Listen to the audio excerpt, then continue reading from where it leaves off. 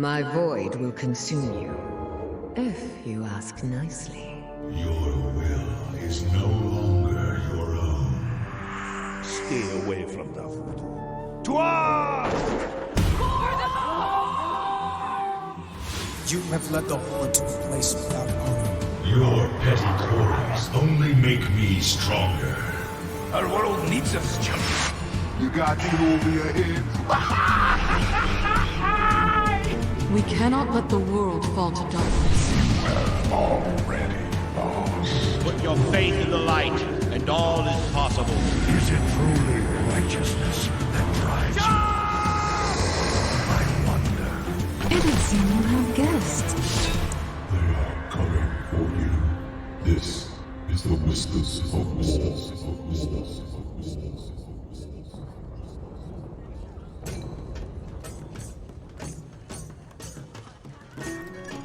Hello everyone and welcome to Whispers of War, show 102. I'm your host Sil, and let's just jump into how was my week in World of Warcraft. Very much a 180 from last week. So this week I actually did shit tons. I did a little bit of a fox hunt, as I said last week, and it was for the guild. So the guild event was hunting down some Volpera. Me and a few other guildies who are amazing have created Volperas, and we were going to hide somewhere in the world. We posted screenshots of what we could see, and then people had to figure out where are they. And then once in a while we would release like another screenshot that would give a little bit more details. And I was surprised with how quick some of us were found. So yeah, my guildies are very much into the whole knowing exactly where everyone is in World of Warcraft. It was a lot of fun. I think there was a lot of alcohol involved as well. At a certain point, for shits and giggles, I just put my Volpera up in the... it's not the throne room, but you know, the main room for the Horde leader. And I sat on the chair behind Sylvanas, and at one point, and posted that, so my guildies knew, okay, that's an Orgrimmar. And they did actually come into Orgrimmar, and of course, you know, then they got attacked and things like that, because war mode has to be on. It was quite funny, but then I tried to res, and apparently there was a raid on Orgrimmar from the Alliance side. And I was a bit like stuck for 20 minutes trying to do anything. So in the end I just had to res at the spirit healer and fly. Well, I couldn't even fly, I had to just get out of there. I used my, because I had a Death Knight, I just used the portal that Death Knights have, and yeah, I was able to fly away to wherever I needed to go after that. But it's actually a lot of fun going back to the old world and having that as the areas of looking, because we were, at least I was a bit afraid of sharding, because I get why Blizzard did it, but it's really hard organizing events like this. But luckily Jim in my guild said that if you go to the really unpopulated zones in the old world, it shouldn't be much of an issue. So, you know, like for instance Ashara, Desolus, those kind of things those areas should be alright. And yeah, I think for the most part we didn't have much sharding issues. I think only once I remember that I went to the Blasted Lands or the Badlands, and yeah, that didn't help. There was sharding in there. I think it was the Blasted Lands. Other than that, I think it was a success. I hope that my guildies feel the same way. I am now thinking of the next event to have a battle royale or a bit like the Last Man Standing in the pre-patch event.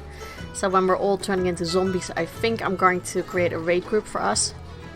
And the one who stays the longest unzombified will be the winner.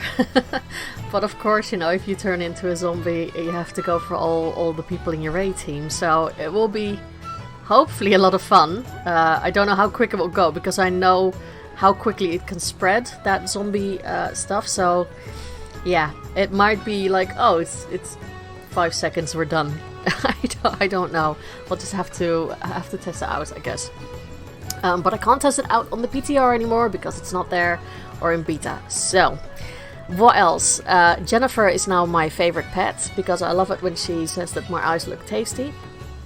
I have not seen her go into her void form just yet. She has a few very unnerving emotes. Not just about the eating of eyeballs, but just that she stares at something that you can't see, things like that.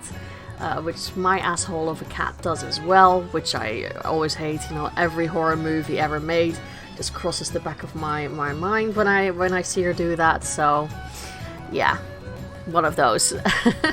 And the other thing I did was, and don't just sigh or laugh right now, I finally settled on the alts that I want to play in Shadowlands. I think a big win for me is that I still have not swapped mains. I am going to stick with my sub-rogue, even though I am shit at it. You know what, I love playing it, so someone has to be on the bottom, right? And so I'm going to stick with that class, but I was a little bit umming and ahhing about my alts. I also felt like I had too many, and in all fairness, with me too many, you know, what is too many? And it's, for some of you, when you hear what my total characters will be for Shadowlands, you will go, shit, Sil, that is like a shit ton still of alts. Yes, it's not like I have one or two, it's more than that. But I feel like Shadowlands doesn't leave you with much choice. The Covenant system is a thing that I was so enthusiastic about when I heard it on the BlizzCon announcement. But seeing what it entails and what it pushes people into doing, I don't know if I'm happy with it now. I really am not.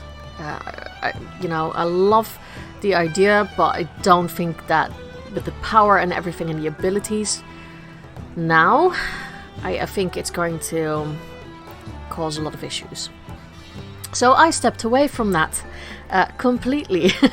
I've already warned my guild that I'm not going to look at the numbers at all. I never really did, but I think it's fair enough to warn them and just go, I might choose the worst covenant for my class because I really just want to go for aesthetics and things that I enjoy.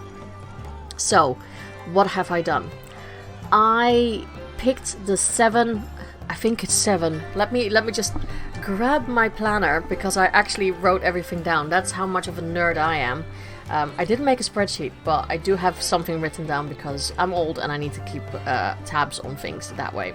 So, the classes I'm going to level, at least through Shadowlands, is my rogue. Then I have a mage. That really is probably like, what the fuck, because I always said, I fucking hate ranged now.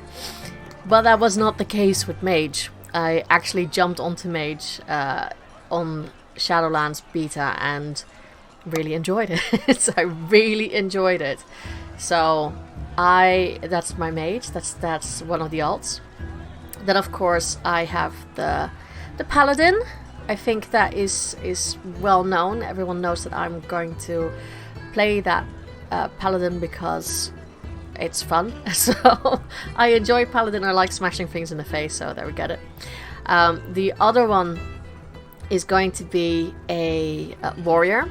I think that is not really that uncommon for me to put in there as well. But now, next to the mage, we're going to get a few of the classes that you might go, what the fuck, Sil? Because it's not really me. But you know, a new expansion is for experimenting, right? So the next one on that list is Death Knight. Now it might line up with the whole fact that I quite like melee, or however, you know, the punchy, stabby, slashy stuff. But I thought Death Knights were always a bit slow with what they do, and you know, it just didn't really grab me. But I actually really like the concept of Death Knights in Shadowlands, and I thought I need to give this class a chance. Considering all the other classes that I really like are melee heavy anyway, why not try the Death Knight. So I'm going to give it a real good shot. And just, you know, especially I think with the Covenant that I've picked for the Death Knight, I'm going to enjoy it aesthetic-wise. Maybe not so much when it comes to abilities, but who gives a shit? I don't give a shit anymore about that. The other class is something that I haven't played in quite a while, but I did enjoy soloing for a long time, which is the Hunter. Now, the Hunter is actually my only, and this is also like a what the fuck moment, the only alt on Horde side I will level for now. Because my guild is on Alliance, I want to focus more on that, even though I love my trolls on Horde side. I will level my Hunter, which is a Nightborn, because I think she is amazing. And I just want to level her with the Covenant I've picked for her, because the gear on her looks amazing. So, yeah, I thought, you know what, I love the pet collecting, and it's one of those classes that if I have to do level something quick on the Horde side, it will be quickest on my Hunter. So that was the other thing that I thought about, like, okay, I want to have a different class that I have not played on the Alliance side, but it needs to be something that levels quick. And I thought Hunter is going to be the one that I will enjoy the most, because I won't play her much, but I think for that fact, she will be perfect. So, a Hunter. And my final pick is going to be a Shaman. Which also surprised me a little bit, because, you know, just like the Paladin, it's another hybrid. But I am actually really interested in Elemental this time around. And I don't know why, but I just want to see what ranged is about with Shaman, because I always used to play Enhance, again because I like to smash things in the face, but maybe after playing the Mage for a while, I have to give this a second chance. And looking, okay, so how did I come to all of this? I really also checked all the classes on the beta, but what I did this time around was, because I was really stressed about which Covenant to pick and blah blah blah, because Blizzard makes it sound like it's quite important, and for the wrong reasons in my way of playing this game. You know, I'm much more about the RP and the background and the flavor and the questing and everything that you have to do. And the fact that we get certain armor sets works that a little bit hand in hand. So I created every class and every race combination I have in my setup on live. And I just thought, okay, well, let's see what they all look like in the gear they're going to get from each Covenant. Because when you go into the beta now, with the new character, it will actually, the first question you get is, you need to pick a Covenant. And then you have to go to each Covenant, and it will, you know, the first thing that you talk about is, what do you look like in the gear for the Covenant? And that was really surprising to me. There are some races that look absolutely horrendous in their gear. And I know what you're saying, because it's like, well, it's transmog anyway, you don't have to wear that kind of gear. But you know what? I feel like the Covenants are so important, or at least important enough in this expansion. I'm working my ass off to get with a Covenant and everything that comes with it. So I should be happy with the gear, right, that I get for it, and not hide it with something else. That should be the transmog I should be aiming for. So that already changed a lot of my opinions on classes and the races I wanted to play. So I went through it, and yeah, some of them I was just really like, okay. For instance, Cloth on Night Fae. It is an amazing set, but not on anything with a long snout. So Worgen, it looks really, really odd, in my opinion. I mean, if you're happy with it, hey, go for it. If you don't care, that's fine. But for me, aesthetic-wise, I thought this is going to annoy the shit out of me. And I don't like that. And then I tried it on different races, and all of a sudden I went like, oh my god, this looks amazing. This looks so, just, wow. I need to have this class and this race playing this. Well, it was mostly actually just a race thing. So that's how I picked everything, because I was actually going to go to the Necrolords or to Maldraxxus with my rogue because of Bone Spike. And then I thought to myself, honestly, Sil, you're going to do shit DPS anyway. One spell is not going to make that much of a fucking difference, you know, in your rotation of failing anyway. So, is that really where you want to go? And then looking at the leather for Revendreth, that's so much better. Honestly, all the leather really sucks this time around. Again, if you love it, I'm so happy for you. But for me, it really fucking sucked. I did not enjoy that one bit. It could also be because of my race, because my rogue is a female void elf, and they are quite, just like blood elves, a little bit wispy, I think. And for instance, Maldraxxus, that gear set is so bulky on the shoulders and the head that I feel like she's going to smack over, because it's like, well, no, it doesn't fit. It just doesn't fit her. I think it fits better on a female character or race that is a little bit like more beefed, like a female orc. I think it would look badass on a female orc rogue, not so much on a blood elf velf model, but that again is my opinion. So I thought, okay, I'm not going to this is not going to sit well with me for the entire expansion. So I went through all of them, and yes, the set for Night Fae is gorgeous, but it feels much more druidy to me, and the fact that you have no, your shoes are like half open, you know, you're like hobo, hippie kind of look, and I was like, that doesn't suit my rogue. Kyrian, not bad, but it's a bit light for a rogue, isn't it? So Revendreth just fits so much better, and also story-wise, I can see a rogue fitting much better with Revendreth for my roleplay reasons. So my rogue is going Revendreth, and I know that people have started to speculate and theorycraft about the abilities and about how if you put more work into it and you unlock everything, and later on with how higher that you get it will probably even be better than the Necrolords. But I just don't care. I'm like, you know what? I've been fascinated by the whole Revendreth area ever since it was announced. Seeing that video even confirmed it more. Like, I can see a lot of like political backstabbing here. This is where I need to be, and I have the same for the second character, the Paladin. I want to put her in Kyrian. I don't care if Kyrian is the best for her, but looking at what she stands for and how she looked in her gear, I really think that she looked best with the Kyrians. Except for that helmet. That helmet, I'm sorry, that will never ever happen, because she just looked like a train front. So, no.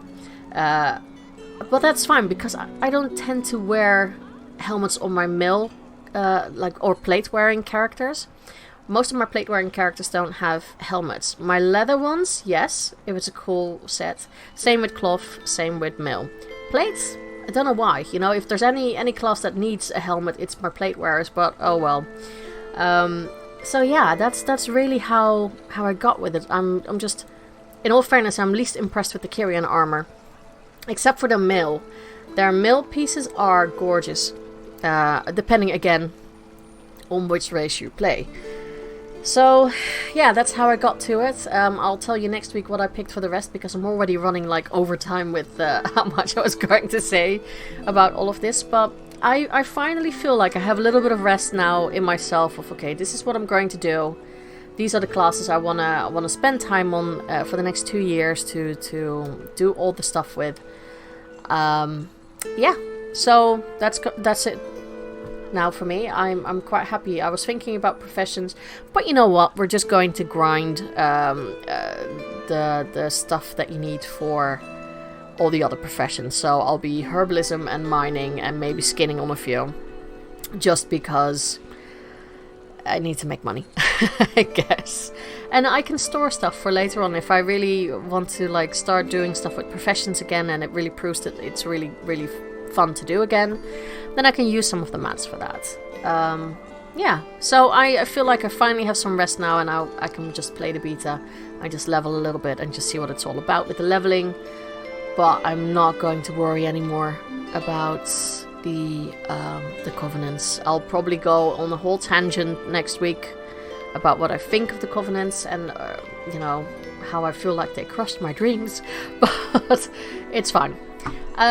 Something much nicer to listen to, except for my rambling, is the interview I had with Layria and Merp. So I'll leave you with that, and then afterwards I'll come back with the question of the week. So I'll see you on the flip side. And with me today, I'm being joined by not one, but two brand new fresh voices all the way across the pond. Welcome, Layria and Merp. Hey there, thank you for having me. Yeah, nice to be here. It's great having both of you. It's you know, it's been a long time since I had like two guests at the same time, so that's going to be lovely. A lot of voices, which is always good. So why don't you tell the listeners a little bit about who you are and what you do on the internet? Yeah, so I'm Layria. I play World of Warcraft on retail, and I main a Resto Druid right now, but I also play basically every healing class. Primarily do PvE content and Mythic raiding. And I'm Merp. I currently play DPS in retail. I've played every single role, however. I also primarily do PvE content, Mythic raiding, and medium to high keys, somewhere in like the 1923 range. Very, very nice. And you two have actually made a really nice community from what you've told me before. Why don't you tell a little bit about that? Yeah, so this past July, Merp and I started a Discord/WoW community called Piece of Cake. And basically, it's a community that focuses on providing a welcoming and positive learning environment when it comes to raiding. So essentially, we teach players how to raid, we explain each fight in the raid tier. In the beginning of a raid tier, you know, we'll spend anywhere from 5 to 10 minutes before each fight explaining mechanics, different roles, you know, what tanks are supposed to do, healers, DPS. And then we have raid assists who come in to help with each role. So usually we'll have, you know, someone who's really experienced in tanking, so that someone who's new to tanking has someone they can kind of rely on. We have, you know, I'm in there as a healer, so I can help with healers, you know, and calling out cooldowns and things like that. And then Merp kind of represents the DPS side of the raid. But our raids provide opportunities for players who have never tried raiding before, but might finally want to try it. And it also provides a learning environment for those who have tried it, but maybe haven't had a good experience with it. I think we all know WoW can sometimes be a little negative at times. So the whole idea of the community was to provide this really great environment where people aren't afraid to make mistakes. And I think the motivating factor was that we both play on Alliance on NA, which is the faction itself in terms of PvE has kind of been shrinking, and we kind of recognized that this was a bit of an issue because it meant that we were going to have, long term, we were going to have less and less people to play with, which is something that really stinks. And so we wanted to find a way to get more people into doing the content we love. And there's so many players that just they log in, they hang out in Borealis, maybe they chat with their friends, and then they log off. And there's so much that the game offers, and we wanted to be able to make sure that people had the opportunity to see what else is out there in kind of a safe and secure environment. That they don't join a pug and they get yelled at for making a mistake that they may not have known about ahead of time. So why the prompt for the safe environment? Because what was it that you thought, okay, well, it has to be a safe environment because... Is it just because... I'm trying to put this into words the right way. Because we know, like you said, that WoW can be very toxic. I mean, how many times have we not had pugs with Mythic Pluses or raids where people go, the most horrible things are being said to players who are maybe not the best players or just don't really have no experience with the mechanics. But why go for trying to teach people who are rather new to the class or the role to teach them in a safe environment? And why not go for instance, players who just are looking for a group but just are afraid of joining a big group? Why that distinction? Or maybe not distinction, but why the focus on helping them? I think for me, it came down to the fact that we were all new at one point. And I want to say it was last fall, so just about a year ago, I started playing Final Fantasy XIV. If you guys have ever played it, or if any of the listeners have played it before, and it's a brand new game. It reminds me a lot of WoW, but for me, it was brand new, and I didn't know anything about it. And so when it came to raiding and dungeons and things in World of Warcraft, I realized that there are people like that in World of Warcraft, and similar to my experience in Final Fantasy XIV. And also, I think, Merp and I have a background in mythic raiding. Each tier we always get cutting edge, and I think the higher up you kind of get in difficulty, the more negativity you run into. And I kind of found myself at a point this past spring where I was really down playing World of Warcraft, and for the first time in 7 or 8 years, I had a really bad feeling logging into the game. And I had talked to Merp we had a pretty lengthy conversation about it, and I just felt like I was just at such a loss, and I didn't know what to do to kind of make my experience more positive. And he said something to me that has still stuck to me with this day, and he said, you need to be the light in this community, because the only way to turn a community around is to have multiple people kind of be these sources of light. Because when you have all this positivity coming from all these different directions, you're forming and molding that community to be a good place. So it was really kind of the bad experience that I had that I didn't want other people to experience. That's a really nice way of saying it, actually. I really like just hearing that, and yeah, I think you guys are spot on with that. I think too much we've heard about, when I go on Facebook on certain World of Warcraft groups, you see a lot of people go, I just had a horrible experience in a dungeon, I don't ever want to do this. Is this how the game is? I've never tried a dungeon before, I've never raided before. Is this what it's all about? And it's, pure abuse that people get. So it is really a lovely idea, I think. The other side of the coin is that, because I know that there's also people listening who are hardcore raiders who have very little patience and just go with everything and just pull and everything has to be fast-paced. Has it ever happened during one of those raids that people do lose a little bit of patience, or that something is really, really like, okay, you really have to have a lot of patience for this, or how does it work? I think that it's kind of like anything. If someone, people that play this game at a relatively high level, I would consider what Layria and I do a relatively high level. We killed Mythic N'Zoth in April, so we've had the boss on farm for a while. In an environment like that, you're just going to get, tensions are going to rise when issues occur, and that's pretty normal. The hope is that the community or the group of people you're playing with, you all share the same goals. You enjoy playing the game with each other outside of raiding. And so even when people get frustrated with each other, maybe there's a little bit of bickering, you kind of just, brush it off, you get to the next pull, you maybe see some more progression, or maybe you work it out. And I think what happens, though, is we kind of, at least in my experience, and maybe Layria has a similar experience, it's very insulating, right? We are very protected by the community in many ways. So a good example is I play a fire mage right now on live. It's a very strong class. I'm extremely geared. And so, I never have any problems getting into any content I want to get into. I can just queue up and I get in. I'm never being targeted by harassment, because just by proxy of having so much gear and having some decent experience in mythic content, my damage is never an issue for anybody. No one talks to me, essentially, right?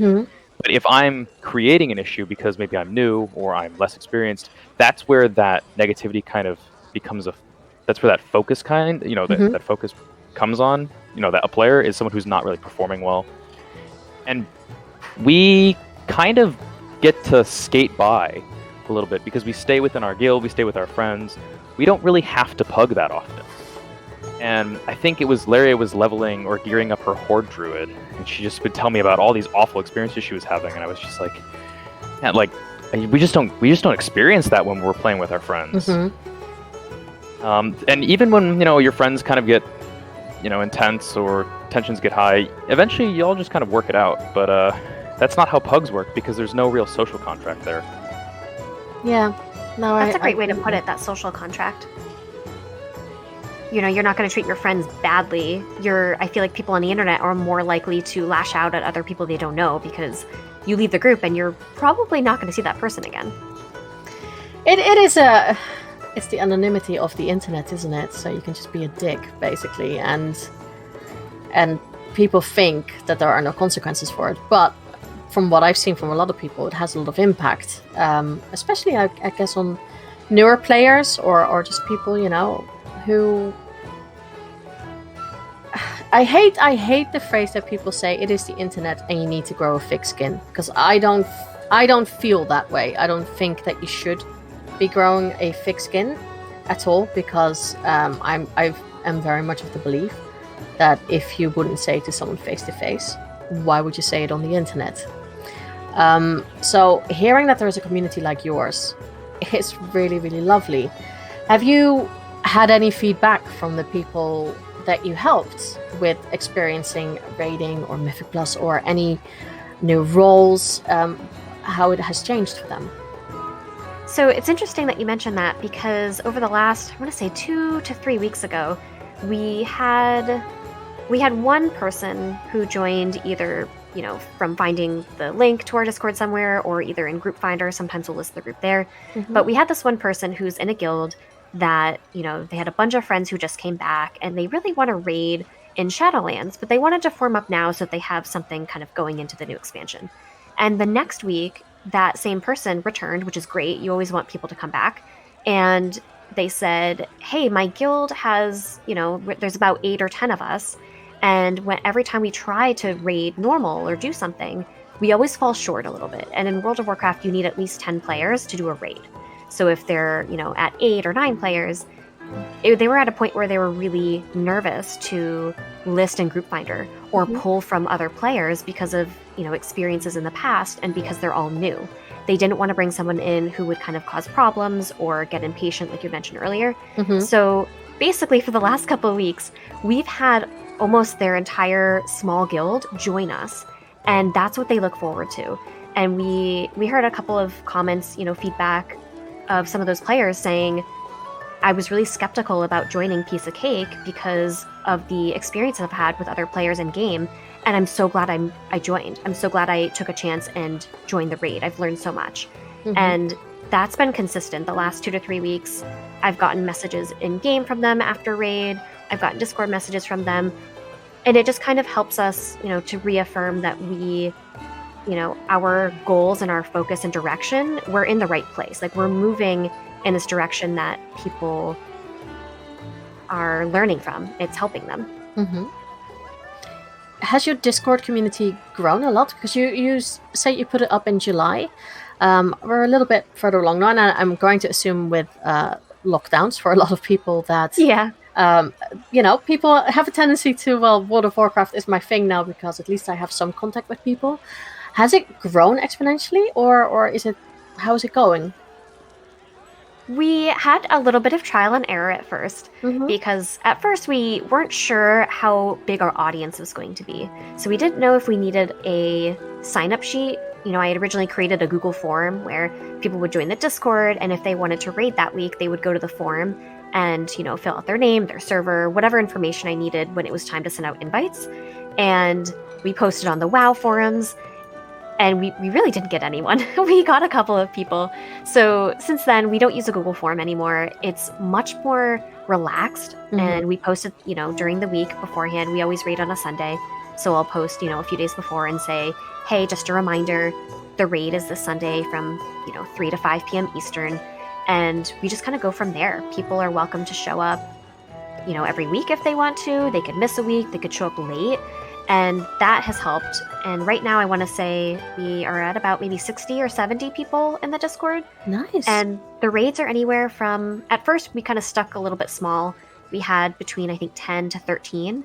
This past week it was definitely between 15 and 20. We had a couple latecomers, so we just kept adding them, and that was totally fine. That's very nice. Do you guys want to build up to have more people who are like you and taking them under their wing to have different raid groups, raid teams to get people to learn the ropes? Merp actually, I believe, has a couple of great ideas when it comes to that, and he had wanted to kind of pull in more people. If you wanted to explain that.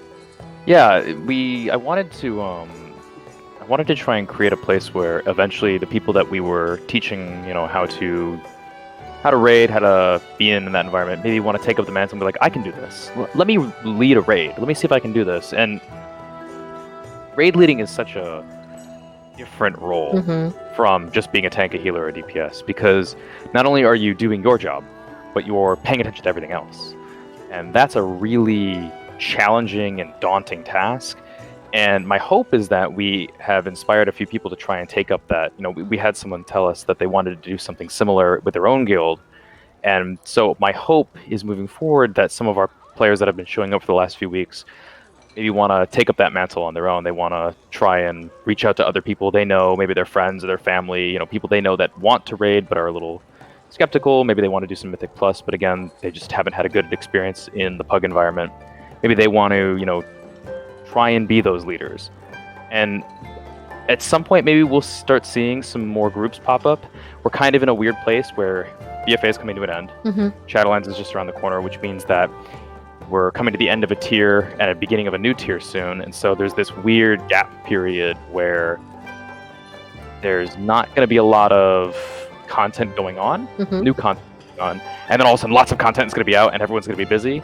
And so my hope is that those players that we've been playing with kind of take that mantle and lead their own group and maybe use our community as a medium to talk to new players and meet friends and meet more future guildies. That sounds really nice.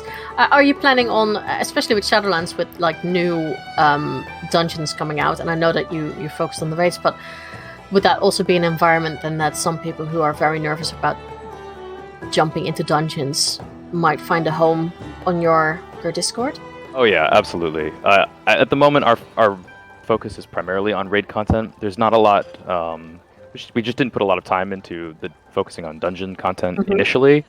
But again, with new content coming around the corner, I think Shadowlands offers such a great opportunity to teach people how to. Here's a dungeon that we haven't seen before. Some of us have played it on the beta, some of us are running Mythic Plus on the beta, but most people have never been in the dungeon before. They have no idea what anything does. And those first few weeks where you're figuring out what does what in a dungeon is so fun. Because you're going to make mistakes, and that's okay, because no one knows what the right thing to do is. I mean, BFA, we're still learning about mechanics in dungeons that we didn't know about. And it's such a fun time, and I'm really excited to see what we do as a group, as a community, moving into Shadowlands. That's really, really cool. I like that. Is it just for the American players at the moment? At the moment, yes. It's just we're on NA. So, but like Mark said, I see all of this potential, and especially early on in the beginning, we had just started a couple of months ago. So we're trying to not stretch ourselves too thin and try all these different things at once. But I think, we have, at least for Nyalotha, the current raid right now, we have that down. I mean, Merp and I have both cleared that on Mythic, so we know each difficulty, normal, heroic, Mythic, pretty well. And now that we kind of have that experience, I think, like you said, moving into Shadowlands, we can branch out a little bit more and try dungeons. And basically in the future, as we kind of get a grasp on each of these different areas, I'm hoping that we'll find individuals in the community that, might say, hey, I play on EU.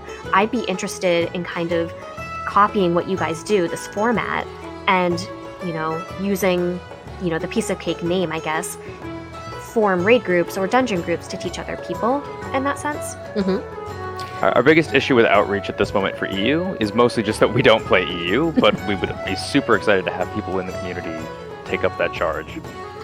That's really well. By this, if people in EU are listening and are like, I wouldn't mind be to help with this project, then I'm sure that they are immediately going to look up the show notes for the links and everything to get in touch with you guys. And actually, that reminds me too. I forgot to mention that. So before we started the Nyalotha instructional raids, I had made a Google Doc, and I call it a script in a sense because they're the same mechanics every single week. They're the same fights. Like, the fights don't change. Mm-hmm. And so I basically have this script that I read off of. So when I explain Gale Blast on Rathian, it's a script in a sense that I'm explaining the exact same mechanics. So if there are people out there who are interested, we basically do all the work and kind of send you these documents. And as long as you have a pretty good understanding of how they work, all you really have to do is read off of these documents that cover everything in the dungeon or everything in the raid. And I think, right now we're primarily focusing on normal raids because that's a really great, first step for players to, jumping straight into Heroic is really, really it's super daunting. Yeah. And so we'd love to move into Heroic, into Shadowlands, clear normal, have a few weeks working on normal and get people comfortable in that raid.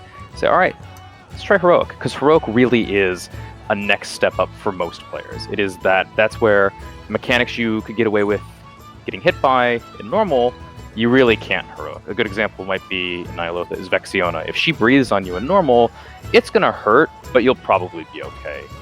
If you get hit on Heroic, you're pretty likely going to die. And so it's a shift away from being able to be less punishing and more towards looking at how do you actually play the fight mechanically correctly.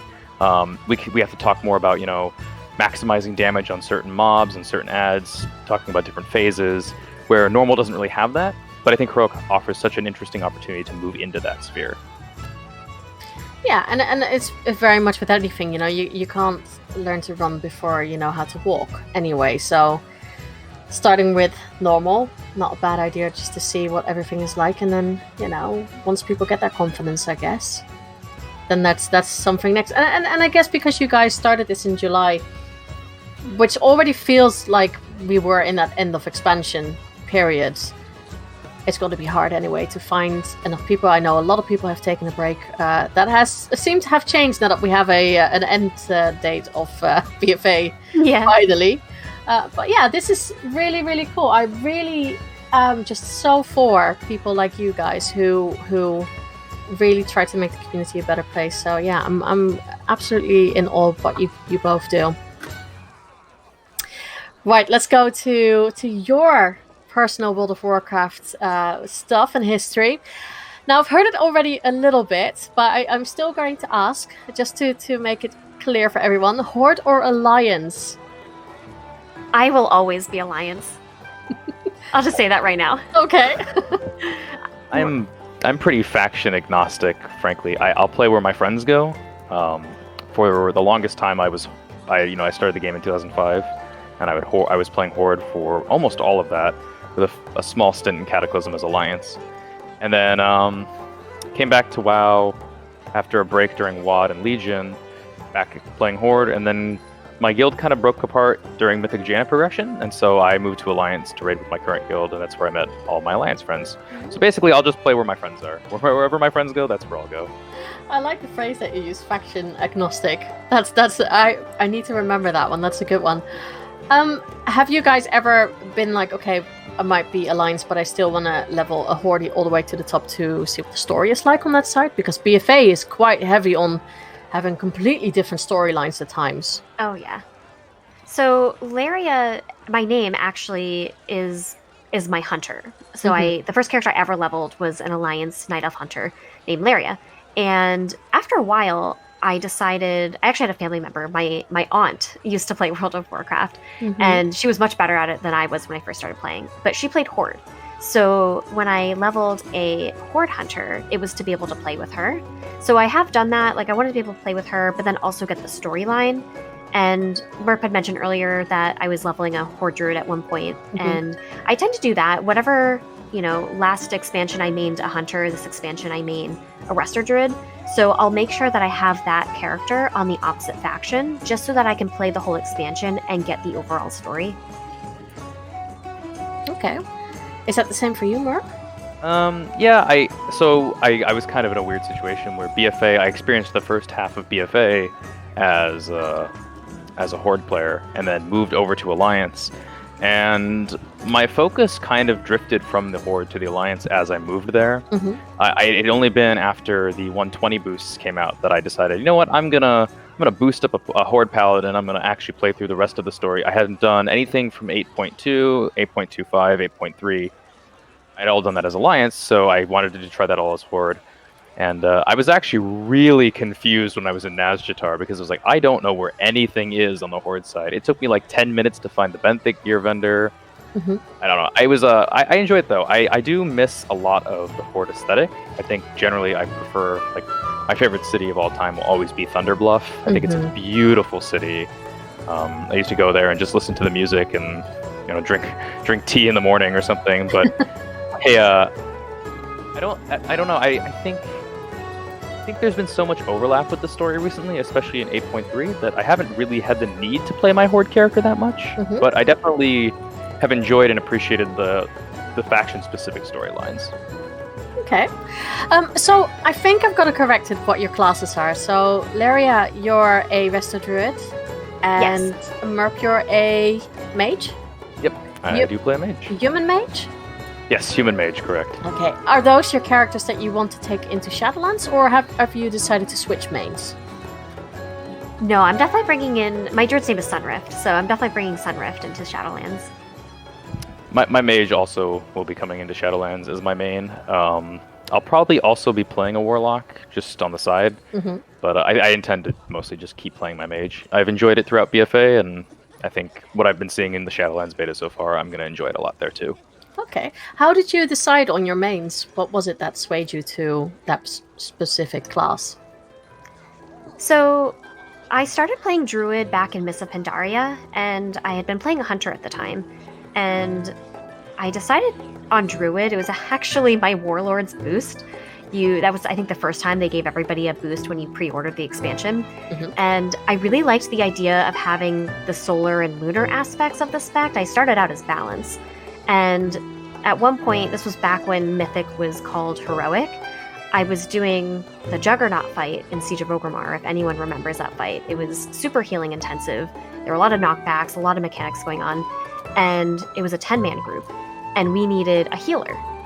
And I was like, I have no idea how to heal. I'm playing balance right now. They're like, we just need fluff heals. That's what they called it. We just need someone with fluff heals to kind of cover the people, the players that we can't heal. And, you can just kind of, put hots on everyone. And I was like, all right, I'm doing this. I'll figure it out on the fly. And it basically turned into, I've played every healer class, but that's the one spec that I just, at this point, instinctively, I know what to do. Depending on any situation, I don't even really have to think about it anymore. Nice. For me, I started playing WoW in 2005, and I was playing a Hunter as well. And I played that all the way through Mists of Pandaria, where the Hunter gameplay was really, for me, like a peak in Cataclysm. I really loved Survival Hunter then. Great, I enjoyed that gameplay so much. And then in Mists, I wanted to shake things up, so I played a Warlock. Which ironically was probably the best class in the game during all of Mists. It was insanely strong. And then in WoD, I kind of took a break from the game, coming back in Legion to play a Monk. So I played all three specs of my Monk, really passionate about Windwalker.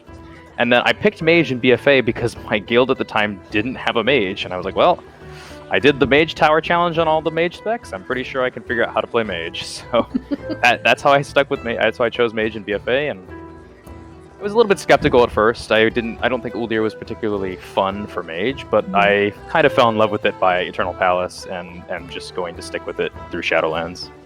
Okay. How did it start for you guys, though? What got you into World of Warcraft? So my boyfriend actually got me into World of Warcraft, and we've been together for 11 years now. So 11 years ago, I guess, or just about, I'd always watch him play and do dungeons and fly around, do whatever he did. And one day I just kind of said, can I try flying around? And he was in Teldrassil at the time for some reason. And I just remember flying around on a dragon mount. And I was like, this is so cool.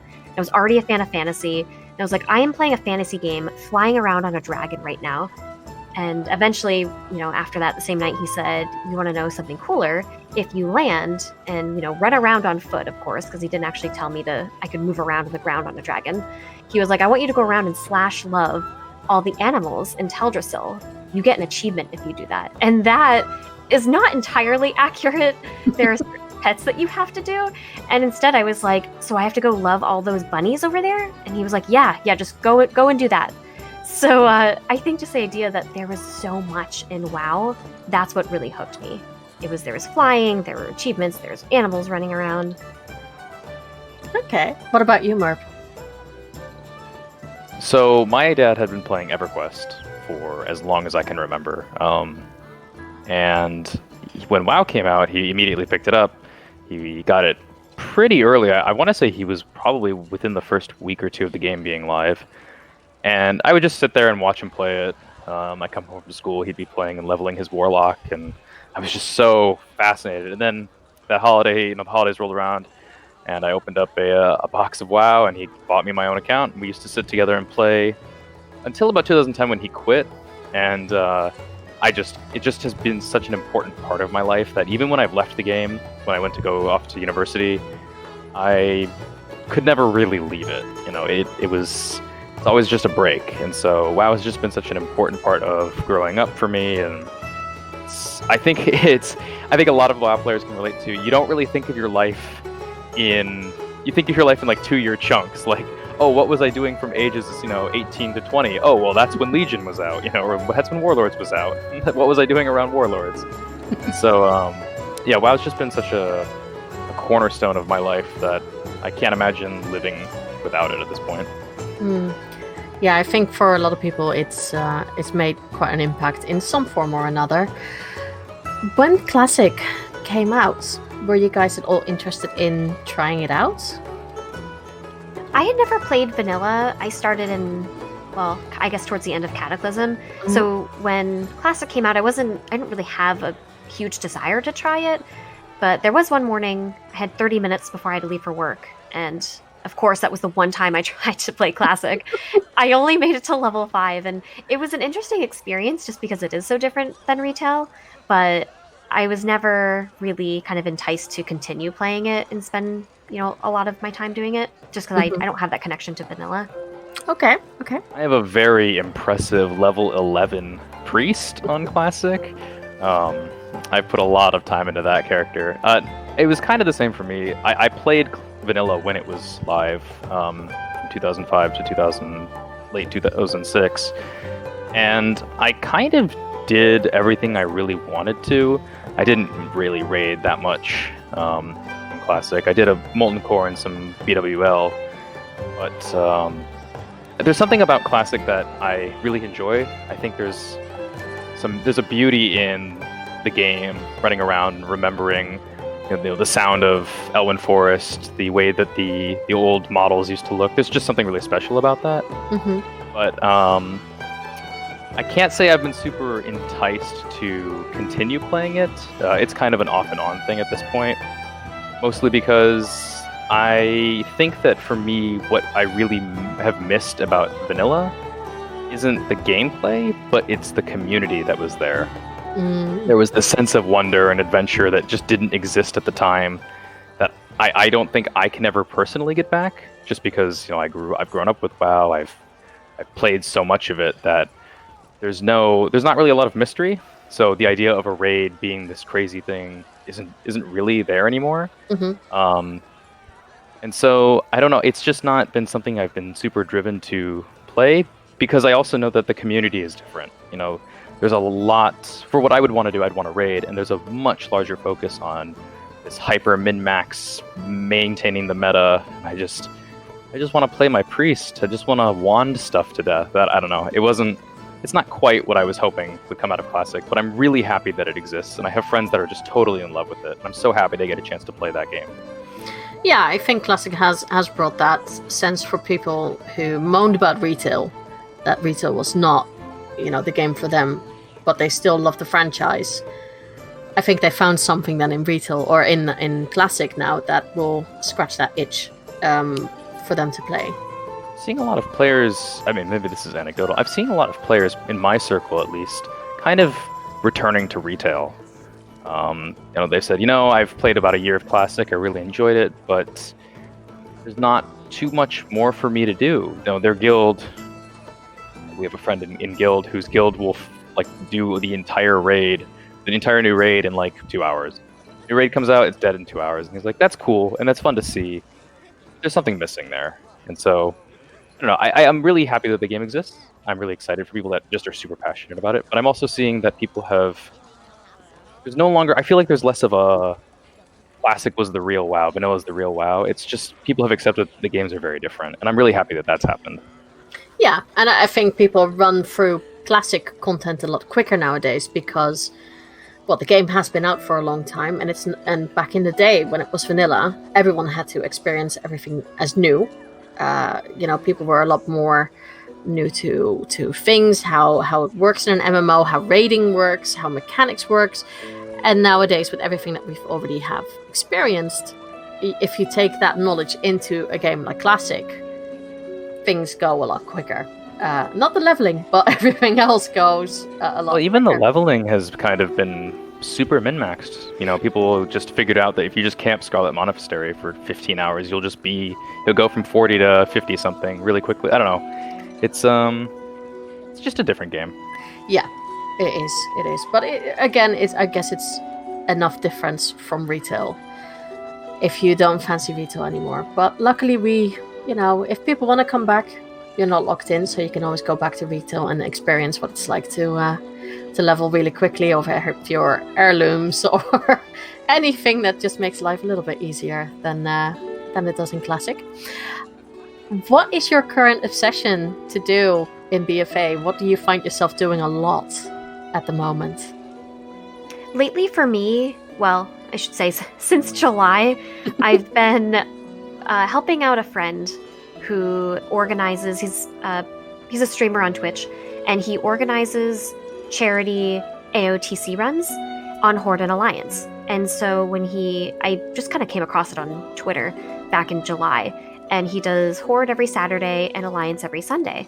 And I joined for the first weekend, and then I found out that he was planning on doing that until basically pre-patch, so whenever AOTC goes away. And that's been, for the last 2 months or so, that's at the end of my week, and that's what I look forward to. And it's been so much fun. So what we do is basically from 6 to 8 p.m. Eastern on Saturday, we run Heroic N'Zoth over and over and over again with a group of us, and we help to carry people who don't have the Uncorrupted Voidwing mount, which is what you get from Heroic N'Zoth, people who don't have the Ahead of the Curve achievement. And it's been important to me because those things go away at the end of an expansion. And I might have mentioned this a little bit earlier too, but I always think back to my experiences playing this game, and I was just kind of on my own. I had my boyfriend who had a little bit of experience, but I didn't know a lot of people in game to kind of help me out with these things. And I remember back in Siege of Orgrimmar, I really wanted that wolf mount, if either of you remember that. And I just remember feeling so defeated, and that I knew the fight. I had wiped on it for hours and hours and hours. And, I had that job as a hunter to go and kill the 2 ads that show up on the left and right side who have the iron balls. I was like, I could even do the jobs that no one wants to do. And I felt like I was never going to be able to get that mount. And I eventually did, but I don't want anyone else to ever feel that way. So every Saturday and Sunday, that's my new obsession, is just going in there and helping get as many mounts as possible for people. Yeah, and I would say a little bit different. For me, I still love raiding with our guild every week. We'll be logging every Tuesday. We go and clear Mythic Nyalotha. And then on Thursdays, we go and do our heroic runs to kind of do carries, heroic carries for gold. And I really enjoy that because it's just a chance to play games with my friends. Outside of that, we've just been playing a lot of other games. We're playing Tabletop Simulator, maybe some Fall Guys.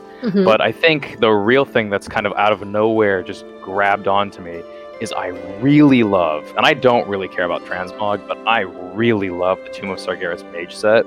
And so I have made it my mission to be able to solo every single boss in that raid. And I've done all but 2. I can't do Kill Jaden. He's too hard. He does too many things. He knocks me off the platform. I can't do it. But to Fallen Avatar, I do sometimes have to call in some help because he's got a really wonky DPS check that, even with a lot of Mythic gear from BFA, just a bit too much.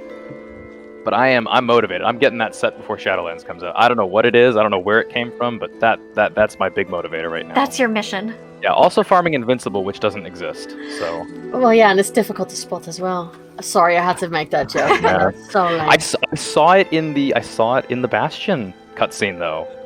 He was Really? there. Yeah, he was there. I saw him. He was a horse. I think. Yeah. Maybe I don't know. Maybe he was camoed. I don't know.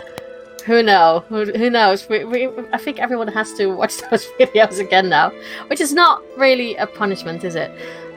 Okay, very cool. At least, you guys are still really busy in the game, which is always good. Now let's go a little bit towards the future. It's not long now.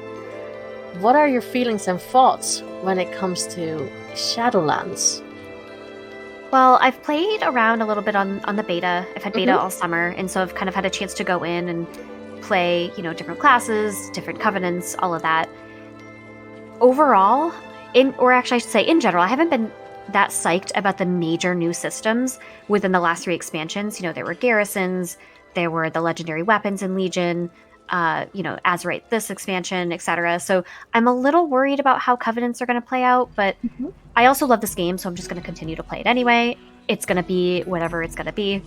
But aside from that, I'm super excited about the new dungeons. They look beautiful. Merp mentioned this earlier. The artwork and everything is just, the graphics are amazing. The colors, the details, all the little things that the Blizzard team just thinks to add, they all make it come together. So I've also enjoyed the storyline, and Castle Nathria is sick. It looks incredible. Yeah, I think I largely share pretty similar feelings. I played the game enough that expansions are just kind of it's just a timepiece. So I often try not to get super excited about expansions. I think BFA showed us what happens when people people came off this high of Legion, right? Legion ended with this everyone was just like, this is the best WoW's ever been, and people were super excited for BFA, like beyond hyped. And BFA came out, and a lot of people were really disappointed. A lot of people felt that they had taken a lot of steps back from Legion, and that wasn't, in my opinion, entirely incorrect. But I think BFA got a lot of unnecessary hate. I think the 8.0 patch was really rocky. I think Azerite on launch was a really shaky system with a lot of serious issues. But by 8.1 and Battle for Dazara lore, I think Azerite actually was fine. I think it was a little boring, but I think as a system it was okay. It worked. And I think BFA long-term got a lot of unnecessary hate. I know a lot of people disliked the Essence system. I actually really liked the Essence system. I think, at least on my main character, I didn't mind grinding 30,000, 50,000 kills in Battlegrounds to get an Essence, because I hadn't done a Battleground since Mists of Pandaria. So it gave me something to do. It gave me something to play with my friends. We would queue up for our daily Battlegrounds and farm honor kills, and it gave me a reason to push arena rating with friends. It gave me a reason to really do Mythic Plus again, really look to try and push Mythic Plus keys. So I thought the Essence system was really good. I thought maybe for alts it was a bit unfair. That was the biggest issue for me in BFA, was that alts were a little shaky. But I think moving into Shadowlands, I think my biggest concern right now is kind of same as Layria, is I really worry that the Covenant option is going to be really restrictive to people. I think people are going to find that there's a lot of unnecessary restrictions, things like not being able to change your soulbinds for a week, or not your soulbinds, your conduits in each soulbind every week. It just feels bad. It feels really unfortunate to change specs for one thing. Maybe you want to do PvP with your friends and then go do Mythic Plus with some other friends later, and you can't. Or you're just weaker. You just can't play the spec you want to play. And that's just unfortunate. The game looks amazing. God, the art team is so good. There's nothing that the art team can't do, I think. I think if they put their minds to it, they've never not blown my mind. The raid also looks phenomenal. Just the fights all look really cool. One fight in particular I'm not super excited about. I think Layria shares my concerns about that fight, but in general, the Dracula Castle theme just feels great. I'm very looking forward to anything that has to do. I mean, I loved the Worgen starting area because it had that gothic kind of feel to it. and just seeing, the castle, the Venthirs, and just getting a little bit more of the creepier side. I think, it's Shadowlands anyway. It has to do with death, so it already makes it a little bit more like, oh, what's going on here? It does look very good. And like you guys say, the art team, I feel like they've completely blown it out of the water this time with everything that they've done. It looks pretty amazing, especially with the release of the Afterlives videos. What did you guys think of we're up now to Ardenwald at this point of recording. When the show will be out, we will have seen the last one, which is for the Venters. How did you feel about the videos that they've released? I loved Bastion. That was one of the first zones. That might have been the first zone I'd leveled through, and I felt like the video really reflected that zone and that feeling you get when you're questing there. So they did a phenomenal job with that. And I didn't play Wrath of the Lich King, but the video did a really good job about kind of orienting viewers in that backstory and not feeling confused. So I watched that video, and even though I didn't know the characters, I could follow along, and I could also feel their emotions, and I had that emotional tie, which was great. Maldraxxus I thought was badass. It was incredible. That was great. It felt a little bit shorter than the other ones, but it was, they had a story to tell. They told it concisely. And then with the Ardenweald one, I sobbed. That's basically, I sobbed. What about you, Merp? Yeah, I think Bastion has been my favorite by far, but Ardenweald is a really close second. I obviously have a connection with, Arthas and the Lich King. I've played all of Wrath of the Lich King when it was current. I remember that cinematic the first time I saw it when we killed the Lich King on 25-man, and you see, his father kind of look over him, and that I see only darkness before me, and you see her hand come down. I was just like, this is great. I'm so sold on this lore. Maldraxxus was my least favorite, but I didn't dislike it. It was different. I thought it was just more story. It was a different story-driven mode than the other two. It was less visual, I think. And because that wasn't their focus. Their focus was really telling Draka's story. And I liked it, I really did. And I thought the little hints with the Legion in there was really interesting. And then Ardenweald was just so gorgeous. I took one of the screenshots from the video and made it my background on my desktop because it was so pretty. I don't know. I think it's just another case of their art team, their story team has just done an absolutely phenomenal job, and their music team has just really made me excited for what's coming in Shadowlands. Yeah, and I think their music team also caused Layria and me probably also to sob at certain moments with, with what happened in that video. I'm quite impressed with everything, and I'm looking forward to the final one, and hopefully that will also have a pre-patch date in it as well. That would be nice if we know when that's going to happen. Now, we've already talked a little bit about some of the concerns of the Covenants. Have you guys figured out which Covenant you want for your main characters? My Druid Sunrift will definitely be Night Fae, but across different Alliance servers, I have a total of 4 Druids. So I have a feeling each one I'll probably just stick in a different Covenant just so that I have all my bases covered and kind of experience those storylines and those connections. But I'll definitely have one for Night Fae and definitely one for Necrolords. I'm interested in seeing how that would do if I only focused one Druid on Mythic Plus. So, okay. And I think for me, I'm just going to pick the Covenant that winds up being the best for raiding and whatever content I'm intending on doing. If I got any choice I wanted, I'd play Venthyr. I think that Revendreth is my favorite zone by far. Like, it's not even close. I love the aesthetic of the zone. I love the story, the concept of the Venthyr, their whole, they're kind of paying their dues. It's such an interesting concept. And I'm a little disappointed that Venthyr looks to be the worst Covenant for Mage in every situation possible. So I'll probably be picking Kyrian, or it'll probably wind up being Kyrian or Necrolord. I'm not particularly disappointed. I think Bastion is a gorgeous zone. I think Maldraxxus is a really interesting zone with its story, especially with we've seen with Draka. But again, I am just a little saddened that my choice isn't going to be what I exactly wanted, simply because my focus is on performance. Yeah, and of course that is a lot of what has led to some controversy now in the community, I guess, with the whole Covenant system. Okay, I'm very curious how you guys feel about the mentor system that WoW is going to introduce, like Final Fantasy. When I first started playing it, I thought, why do people have all these plants above their head? Not knowing that was for showing if you were new to the game or if you were experienced and were willing to help newbies out with getting to grips with the game. How do you guys feel about WoW introducing this system now? I am so excited for it. Going back to Final Fantasy XIV, I noticed that they also have a form of a mentorship system, and I'm surprised it's taken Blizzard this long to implement their own.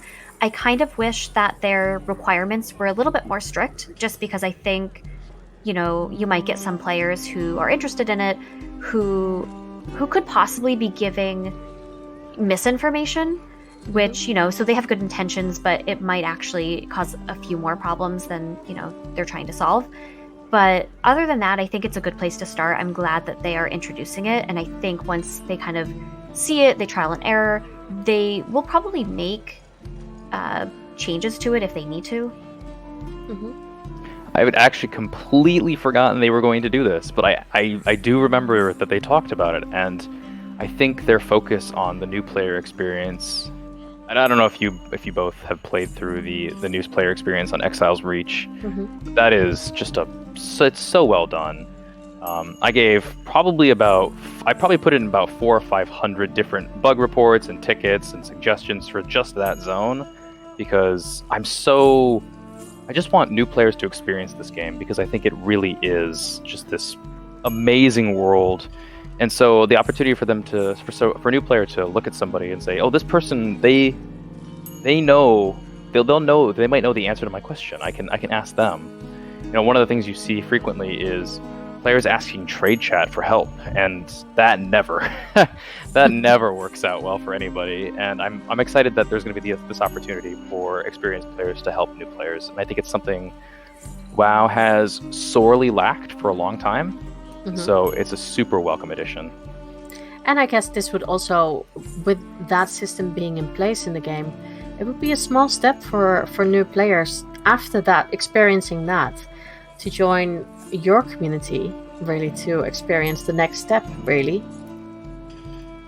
Yeah, I mean, that would be an awesome transition, I think. Just getting players from the comfortable with the community, and then moving into different communities within WoW itself.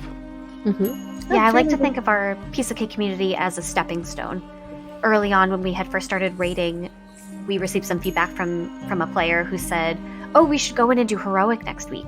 And it was great to hear that, because they had this ambition and this drive to keep learning and to do higher difficulties. But at the same time, we kind of have to think of the overall community and our end goal. So our end goal is to really just be a stepping stone. And what we want to do is have players like this person who want to go off on their own now, or find a guild, now that they have a little bit of experience, and kind of grow from there. And our community is kind of a way to give them that boost. That's really nice.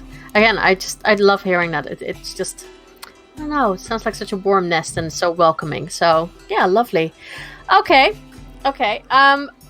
With all those changes, and talking about Exile's Reach, we also get a completely new leveling system, which means that you can start to pick which expansion you would like to level through now, which is quite nice, because you can actually follow an entire story and not do 5 quests and then you have to already go to the next one. Say that you were going to level an alt, and I'm just going to pick my go-tos are always Monk or Death Knight. Say you're picking a Death Knight. Would you then go to Wrath because that fits a Death Knight the best? Or would you go, for instance, no, I love Mist of Pandaria. I've just loved it because it's amazing, it looks beautiful.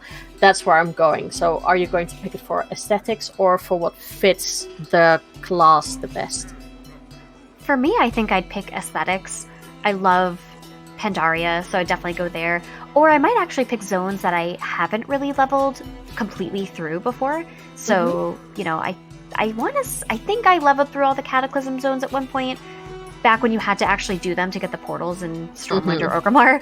But maybe zones, you know, that are aesthetically pleasing, or zones that I don't have experience in, because that would be kind of cool. Okay. I keep wanting to level a Coltiran, and I get it to level 30 and I just stop. Mostly because I've not been super motivated to level through all the zones again the same way I have for the last 15. No, I guess it's been since Cataclysm, so 10 years. So I'm really excited to take a Coltiran from 1 to 60, or to 50, I guess it would be, in the Coltiris zones. I think that's a really fun experience. I think it fits that character really well. I also really would love to take a Pandaren monk through all of Pandaria. Again, I just think it works so well, it makes so much sense, and it means that, you know, new players are going to have like this less disjointed feeling, you know, transitioning from different expansions. You know, you play through Cataclysm and then you go back in time to BC and Wrath. It's just a very weird and jarring time. So I'm really excited to play those, you know, a Coltiran and a Pandaren. Okay. Of course, with this expansion, we've seen where Sylvanas will be. Horde and Alliance are sort of at peace. I use the word peace very loosely here. How do you guys feel that the factions are currently not at war? I love that we've found this, you know, certain level of peace, and thinking kind of on a more broader scale with so many players deciding to go Horde. I really wish there was an option to group up in a raid or do dungeons cross-faction. And I think we're maybe moving in that direction, at least I hope, with, you know, considering BFA came with War Mode On versus War Mode Off. I think it would be fairly easy for Blizzard to be able to implement some kind of a similar system where if you're not hostile to the opposite faction, then maybe if you're in a group and you're entering a dungeon, like an instance or something, then you could play together. And I think that could also help solve the faction imbalance. So with this new piece, I hope that's the direction we move in. Yeah, I'm largely personally over the faction divide. I said earlier that I'm pretty faction agnostic, so again, I'm not particularly loyal to any one faction. But it does feel bad to know that I have friends on Horde that I would love to run a Mythic Plus with, or just be able to see in the city at some point, and I can't. You know, there's that little invite box next to their name is grayed out. I can't play with them. And to play with them, I would need to play an entirely different character from my main. I would need to gear up a character on a different faction. And I think the system really had benefits for a long time in the beginning of the game's life. And I think at this point, you know, the player base has certainly shrunk a little bit over the last 15 years of the game's life. And we're seeing, at least for our end, you know, the raiding environment, the Mythic Plus scene, has all moved toward. You know, Alliance is shrinking very quickly, and it's becoming very disheartening to see, you know, to hear from friends that are like, I would love to play Alliance, but I'm just moving Horde with my guild because that's where everything is. And I just want to be able to play with anybody I want. I want to be able to play, frankly, I want to play a troll. I want to play a troll, but play with my Alliance friends. And just the fact that I can't really feels bad. And it always seems silly to me that we team up at the end of an expansion to fight the big bad guy, only to go and, you know, poke at each other with sticks at the beginning of the new expansion. Yeah. Would you guys prefer to keep the factions in place for that faction identity but have a mercenary mode? Or would you guys rather see the factions completely disappear and just have everything on wherever it can be? I think faction identity still exists, and I think a lot of players still like being able to say, I'm an Alliance player or I'm a Horde player. So I think I lean more towards mercenary. I think there's a lot of really interesting RPG choices that can exist by giving players the choice to say, I'm an orc, but I've aligned with the Alliance. You know, I don't, you know, I'm not hostile with Horde. I can still go into Orgrimmar because it is my faction, you know, it is my racial capital. But I have decided that I have more personal story reasons to be with the Alliance. I think there's a lot of interesting choices and RP elements you can really bring into that if that option exists. And I think limiting that is really unfortunate. And it's funny because mercenary mode does exist for PvP. Horde players can queue up to play with the Alliance in PvP. And so it's very strange to me that option doesn't exist anywhere else. Yeah. Hopefully, I mean, this is an ongoing thing that we keep hearing from players. Especially the playing with friends on a different faction. Hopefully, that will be something that Blizzard will look at in the future. And like you guys said, it seems like they're putting small things in place that is slowly pushing towards that direction. So we can but hope. Now we go to a question that I think will be interesting for you guys to answer. What has the Warcraft community meant to you? Oh, so much. I've met some of my best friends in the Warcraft community, so it's something that's definitely important to me, and I want to see the community thrive, and I want to see players get along. So, my guild means a lot to me. I've known the GM since the Warlords expansions. What was that? 2014, I think, 2015. And I knew him years before I had even joined. So and then the first GM of the first raiding guild I ever joined, I still talk to him every day. I have him on my personal, non-WoW social media. So I've met a lot of great people in this community, and I always just want to make sure that it is the best that it can be. And the same for me. I think I grew up playing WoW through my late childhood and early adolescence and into adulthood, and it really anchored me. I had friends that I have known for going on 11 years, actually 11 years at this point. Oh my gosh, it's been 11 years. And one of them, I went to BlizzCon last year for the first time and met up in real life with him and some of my guildies. And he said, "Hey, when you get a chance in next July, so it's coming up, I'd like for you to come to my wedding." So I'll be going to his wedding back in California, and it's without WoW, I would never have been able to make these friends. And I think it's just been so amazing for me to meet so many people from all around the country and all around the world, and I'm so thankful for it. That's really nice. I always like that when guildies go to these big life events together. That's really, really nice. With the fact what you guys are doing with Piece of Cake at the moment, how do you feel that you're making a big impact on some people's lives right now? And you might not have seen it like yourselves doing that, but knowing that, I've talked to several players who have experienced bad things in the game and who would have hoped for something like what you guys are offering. Knowing that you might make a big change to how people actually view the game and actually are enjoying the game again, how does that make you feel being part of that community? That's definitely a feeling that I love. My professional background is actually in education, and I used to teach middle and high school English. And I remember when I was getting my undergrad and I was doing student teaching, and I had a teacher who said, if you just reach one student, then what you're doing matters. And I found that a lot of education and teaching, those skills relate to WoW. They kind of transfer over to that and to raid leading. And my thought going into each Piece of Cake instructional raid is, if we just reach one person, then what we're doing matters.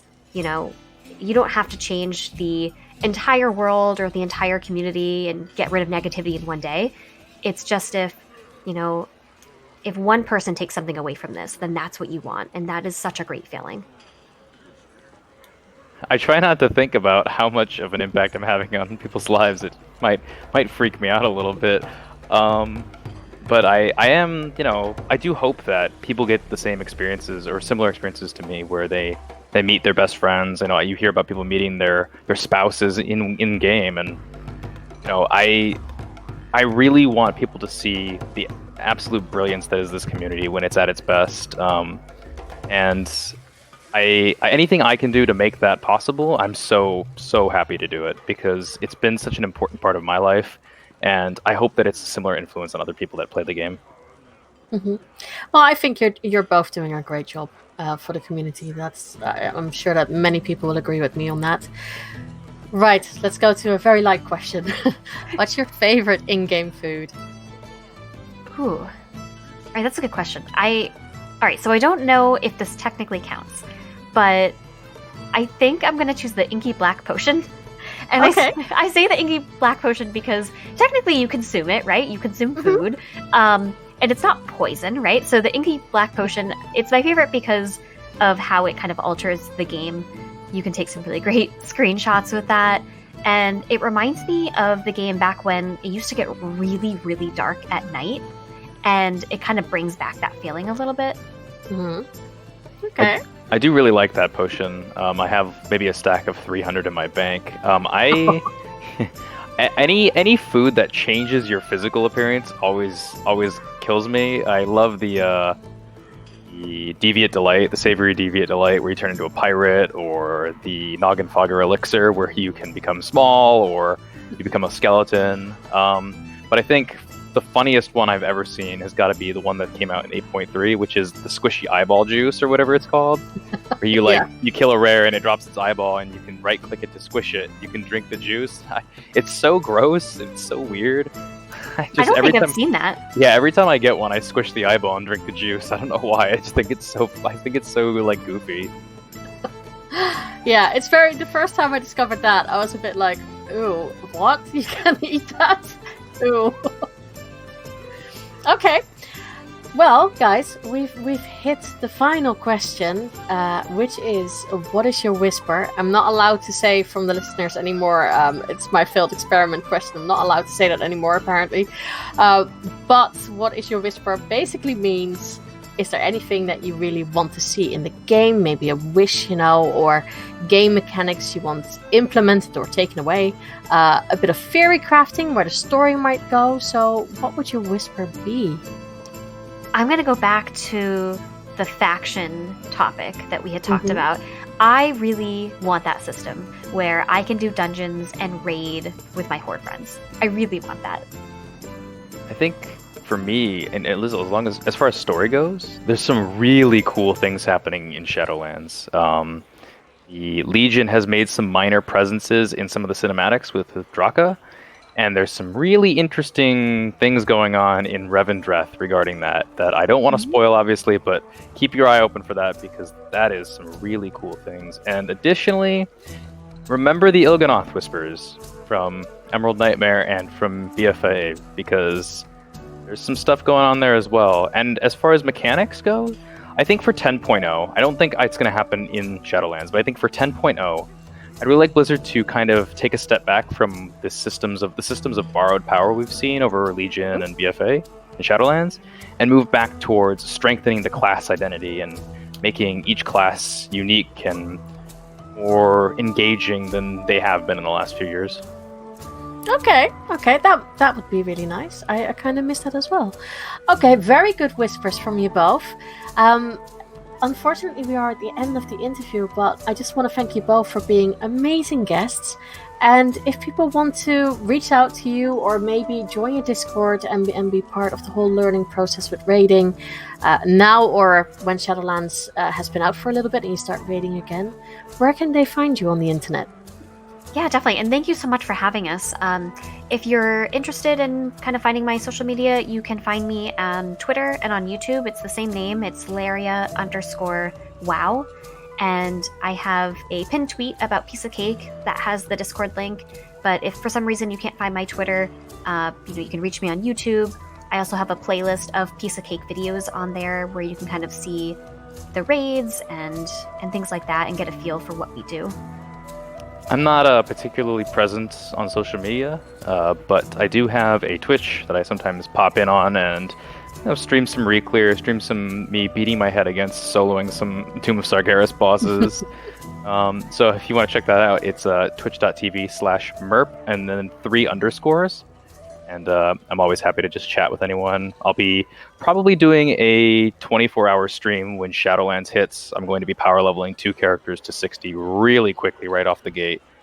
Wow. I can't wait for that. Trying to get to, the goal is to try and hit 60 before the Tuesday reset, and do every single Mythic 0 dungeon for the reset. Try and get ahead on our renown, try and get some gear. But I think what's pretty likely is I'm gonna just pass out. So we'll see. I'm very curious to see that, see how you go along. But in all fairness, I think I'll probably be already asleep by a lot of things. Also with our time zones and everything. Oh, that's right. There's a little bit of a switch. Yeah, a little bit. Okay, well, again, thank you so much for being amazing guests, and I hope that in due time, when Shadowlands has been out for a little bit and you might have had your first raids, that we can have you back on the show and have a chat about everything about Shadowlands. Yeah, definitely. We would That'd love be great. that. Yeah, I'd love to be back on. Okay, perfect. Well, thank you so much for being guests. Thank you. Thank you. So I hope you enjoyed that interview, and hopefully they will both want to come back in the time when we have Shadowlands and we've all played it a little bit. I'm quite curious to see how their Discord will grow, and also with the new raids coming out, that would be really amazing for them as well to teach it to other people and to help them get the confidence. So let's jump into Twitter and see what you guys said to the question of the week, which was, how are you preparing for Shadowlands? And not so much with, launch day, because that will be another question. But, maybe you're trying a few class changes on the PTR, or you're emptying your banks, or maybe achievements you want to get before Shadowlands hits. So, yeah, I wanted to know what happens there. So, Chris said, my Shadowlands prep is actually the opposite of all this. I step away from the game for 6 or so weeks to play other titles I've missed playing before every pre-patch. That way I'm not too burnt out by the time pre-patch and expansion launch. That's actually not a bad idea. That is not a bad idea. God knows I have too many things on my Steam list still that I haven't played. Jared said, working on Lore Master title for sure, though I don't know that I'll be able to do it in time, but I'd like to get it done soon. I'm sure you'll get it done. If you have a system in place, you'll get this done. Ryan Longacre said, well, thanks to you, I'm playing around with character customizations and builds for my mage. However, clearing the bank finally upgraded my bags and knocking achievements off the list. I missed some kata dungeons in the past. Good ideas. Sodi said, I was doing a lot of this stuff and then I just crashed. Still in communication with the guild, I pretty much just do a weekly key, and that's about as much as I log in. Once pre-patch launches, it will give me a reason to come back. Fair enough. Lord Xanthius said, I'm trying to get the Faceless one done. Ooh, good luck with that. Jordan said, I'm honestly preparing by not playing much WoW. It's my last chance to take a break for a while. Very true. Very true. Layria said, I'm preparing by filling my time with random projects, like fishing for tiny carp battle pads in Pandaria. Not a bad idea. Escape Artist said, farming Darkshore rares for Transmog, leveling alts, and trying to decide on my alliance main. Horde main will be Belf Protection Paladin. Oh, I do like Belf Protection Paladins. Ali said, one last push for 5 mask solo runs of Visions. Plus, I'm still working on 2 sides of every tale. Not sure if I will get either done in time. After those are no longer obtainable, I'll be cleaning bags, doing mount runs, and running islands. Gitty said, hopefully getting the solo 5 mask run for Stormwind, and playing the beta to test out some classes. Thanks again. Gitty was one of the winners, so yeah. I hope that you enjoy it. Aurelia Resin said, I'm utilizing beta access by getting to grips with Shadowlands instances. Also trying to get the achievement for completing Mechagon hard mode with no deaths and helping get as many people AOTC as possible. Leo Slayer said, been leveling and gearing some tank alts, working on dungeon achievements with the guild, and generally just having a laugh running mythics. Wow What the Bell podcast said, hashtag 12 mounts by pre-patch is going strong. Still no word if they are adding the 450 achievement for mounts in the pre-patch, but you gotta be prepared for these supreme life-changing moments. That is an achievement. Arctic Anomaly, I'm always going to butcher your name, you know that already.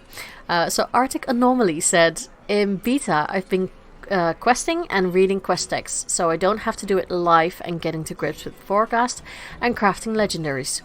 On life, I'm working my way through Lore Master still, and building up a supply of transmog items to sell on the auction house via crafting and dungeon runs.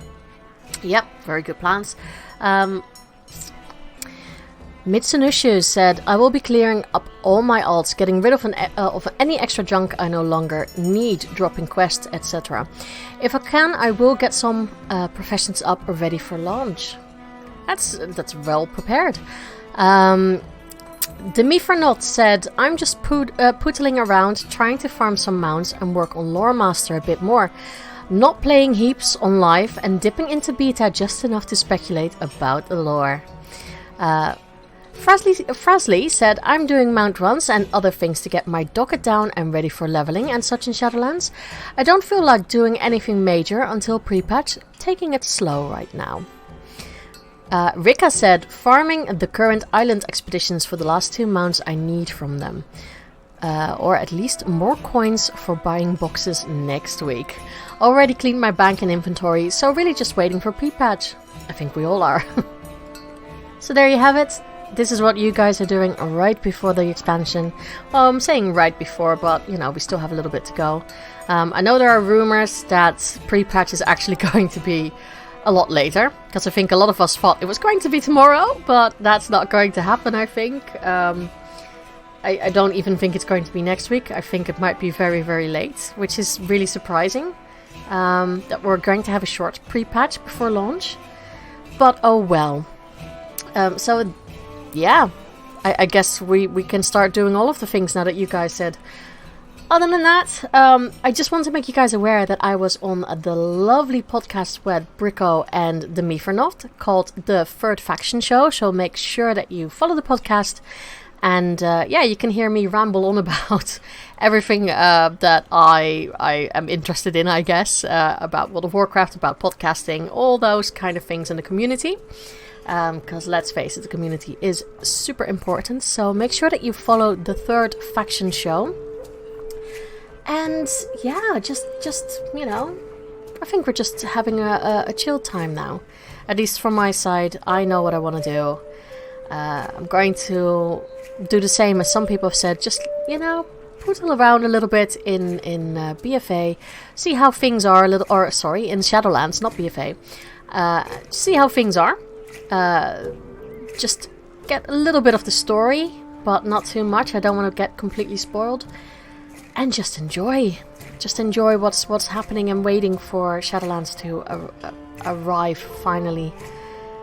But yeah, I hope that you guys have a great week. And if you want to be part of the conversation, then you can contact me, of course, or maybe you want to tell me that I need to focus on just one alt and not all of them, which is never going to happen, but you never know. So if you want to contact the show or find out more, go to whispersofwar.podbean.com for all the old shows, the show notes and all that fun stuff. Go to dragonpoweredstudio.com/Discord for the Discord of our lovely network, and you can find many great podcasters there. Twitter @whispers_of_war, or my personal one, which is McMonkeys with a Z. Email whispersofwarpodcast@gmail.com. Or you can follow me on Twitch, twitch.tv/McMonkeys with 2 Zs. That's also my Instagram, and you see a lot of basic stuff there, like cats, coffee, a bit of doodling. So, yeah, just, you know, typical girl, basic girl stuff. That's you know, I'm not even ashamed about it, so that's what you find there. And that's it. So I hope you guys have a great week and WoW, and I will see you guys and hear from you guys soon. Bye-bye.